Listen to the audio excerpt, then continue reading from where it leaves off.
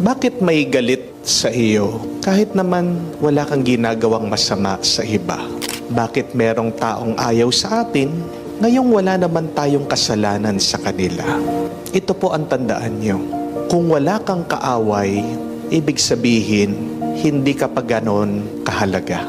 Kung walang natatakot sa iyo, ibig sabihin, hindi ka malakas at wala kang kapangyarihan. Amen? Kung hindi ka pinagchichismisan ng iba, ibig sabihin, hindi ka bukod tangi.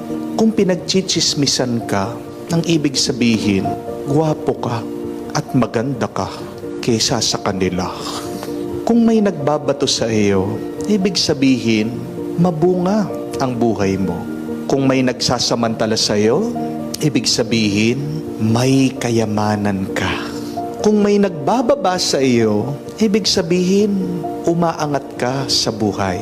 Kung may nagsasantabi sa iyo, ibig sabihin, natatakot sila sa iyo. Kung sinisiraan ka ng iba, ibig sabihin, sikat ka. Kung minamaliit ka ng iba, ibig sabihin, nasasapawan mo sila. Hindi ka sisiraan ng isang tao kung sira ka na.